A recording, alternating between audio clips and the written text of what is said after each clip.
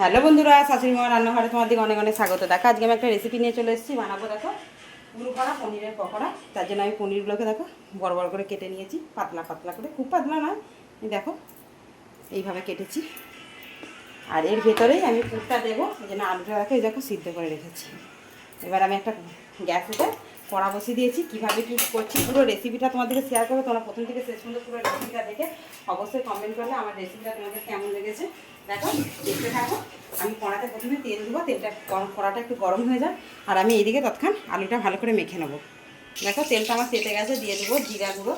জিরা গুঁড়ো নাই, গোটা জিরে দিয়ে দেবো। দেখো তেলটা আমার একটু হয়ে গেলে, জিরেটা দিয়ে ফোড়নটা আমার হয়ে গেলে ওতে আমি আলু মাখাটা দিয়ে দেবো। দেখো আলুটা আমি আগেই ম্যাক্স করে রেখেছি, মশলাটা আমি বানিয়ে নেবো। দেখো আলুটা আমি ভালো করে কড়াই নিয়ে নেবো। ওই আলুটা এবার আমি দিয়ে দেবো। দেখো একটু আদা বাটা দিয়ে দেবো। একটু দেবো দেখো জিরে গুঁড়ো, দেবো একটু ধনে গুঁড়ো। ধনিয়া গুঁড়োটা একটু বেশি দেবো, ভালো লাগবে, মুখে করলে ভালো লাগবে। দিয়ে দেবো পরিমাণ মতন হলুদ, দিয়ে দেবো ঝাল লঙ্কার গুঁড়ো। কাঁচা লঙ্কাও দিতে পারো, আমি এখানে ঝাল লঙ্কার ব্যবহার করছি। দিয়ে মশলাটা আমি ভালো করে দেখো একটু রেডি করে নিয়ে তোমার দিকে আবারও শেয়ার করবো, তোমরা দেখতে থাকো।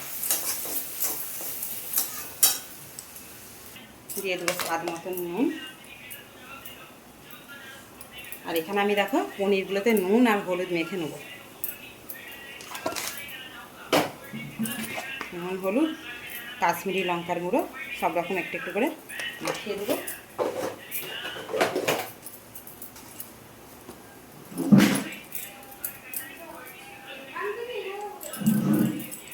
একটু লঙ্কার গুঁড়ো দিয়ে দেবো, দেখতে ভালো হবে, কালারফুল হবে, খেতেও ভালো হবে।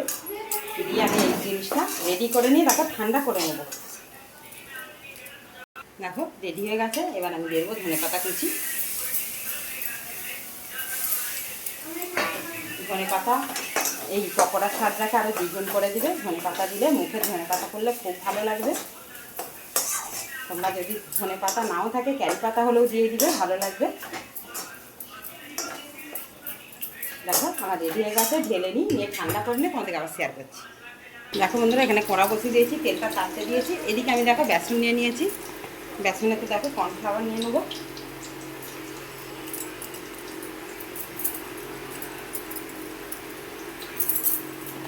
দিয়ে দেবো পরিমাণ মতন নুন।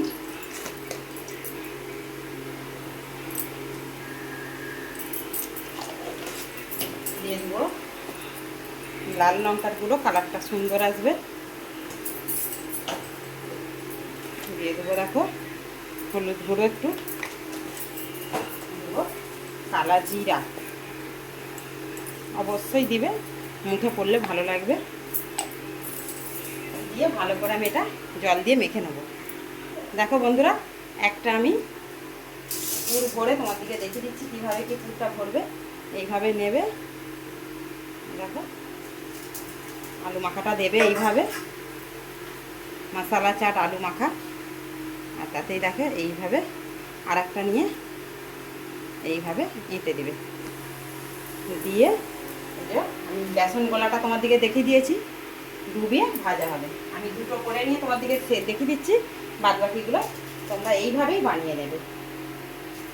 খেতে খুব খুব সুন্দর। আমি পনিরের এত রেসিপি তোমার দিকে শেয়ার করি, প্রায় শ্রাবণ মাস ভোর আমি পনিরের রেসিপি শেয়ার করছি। এই রেসিপিটা তোমরা করে খেয়ে দেখবে, দারুণ বলতে তোমরা বাধ্য হবে। দেখো বন্ধুরা এখানে আমার তেলও রেডি হয়ে গেছে। আর এই দেখো সমস্ত এগুলো রেডি করে নিয়েছি, দেখতে পাচ্ছ? দেখে অবশ্যই বলবো আমার রেসিপিটা তোমাদের কেমন লেগেছে। দেখো এই দেখো বেসনগুলো নিয়েছি, এইভাবে ডুবিয়ে দেবো। এপিট ওপিট করে বেসনটা অবশ্যই একটু মোটা করে মাখবে, দিয়ে একটু ঝরিয়ে নেবে। হ্যাঁ এইভাবে আমি দুখানা ভেজে নিয়ে তোমার দিকে শেয়ার করে দিচ্ছি। তারপর সবগুলো ভেজে নিয়ে তোমার দিকে আবারও শেয়ার করবো। তোমরা পুরো ভিডিওটা দেখতে থাকো।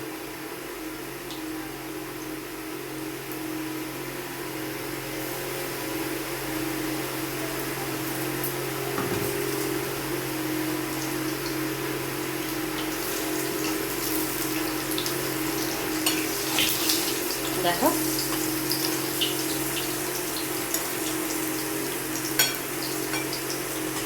আমি সবগুলো ভেজে নিয়ে তোমাদেরকে আবার শেয়ার করবো। দেখো বন্ধুরা হয়ে গেছে, এরকম কত সুন্দর হয়েছে। দেখো আমার চাকরি হাওয়া করছে, দেখুন বন্ধুরা, দেখুন বন্ধুরা আমার চাকরি হাওয়া করছে। দুটো হয়ে গেছে, আমি সবগুলো করে নিয়ে তোমাদেরকে আবার শেয়ার করবো, তোমরা পুরো ভিডিওটা দেখতে থাকো। দেখো পুরো ভরা পনির পকোড়াটা আমার একদম রেডি হয়ে গেছে। দেখো কত সুন্দর মচমচে হয়েছে। দেখো বিয়েবাড়ি এতে এইভাবেই তোমার দিকে পকোড়া সার্ভ করে দিলে কত সুন্দর খেতে লাগবে। আর এখানে সসে ডুবিয়েও তুমি খেতে পারো, তোমরা ভাত দিয়েও খেতে পারো, এমনি শুধু চায়ের সঙ্গেও খেতে পারো, খুবই ভালো লাগবে। তোমরা এইভাবে বাড়িতে একবার ট্রাই করে দেখো, অনেক অনেক ভালো লাগবে, খেয়ে দেখবে। অনেক অনেক ধন্যবাদ।